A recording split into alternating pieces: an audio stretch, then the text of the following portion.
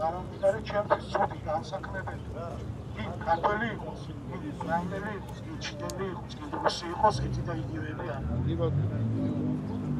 დღეს არის მესამე დღე გაფიცვის, გაფიცული ვართ ორი ცეხი ამ ეტაპზე, ფოლაცადნობი და სორტულის გრინის საამქრო. გაფიცულებს რაც შეეხება, მაგას რაღაც 200 კაცზე მეტი ვართ ამ ეტაპზე.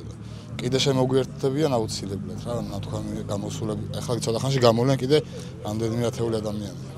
მოთხოვნებს რაც შეეხება, მოთხოვნები გვაქვს ხელფასის და პირობების გაუმჯობესება, უსაფრთხოების ნორმების აწევა, ზეგანაკვეთურის 1.5%-ით მეტის გადახდა.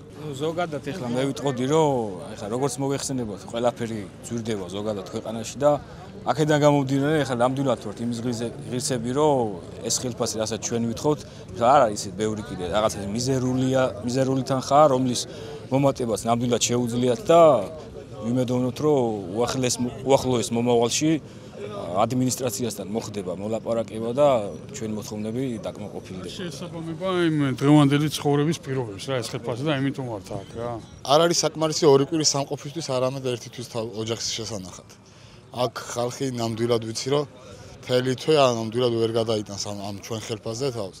იქიდან გამომდინარე, რომ ქალაქის მერია ბევრად მეც უხდის დამლაგებლებს, ვიდრე ჩვენთან სამუშაოზე აქვს სიცოცხლის საშიშ პირობებში ვინც მუშაობს იმათ ხელფასი. კიდევ ამბობ, რომ აი რაღაც ის მიზერულ თანხას მაინც ვითხოვთ, აი ახლა ხო არ ვითხოვთ ძალიან მის, ხო ის 400 ლარია თუ რაც არის რა და ნამდვილად აი გვეკუთვნის და აუცილებლად ვიმედოვნებთ, რომ ყველაფერი კარგად დასრულდება რა. ნახოთ, ჯერ ადმინისტრაციასთან კონტაქტი არ გავსულ ვარ. ვითხოვთ უბრალოდ კვების გაუმჯობესებას, ნორმებზე დაცვით, ვითხოვთ ნორმალურ ტასაცმელსაც არ გამოსულან კონტაქტზე.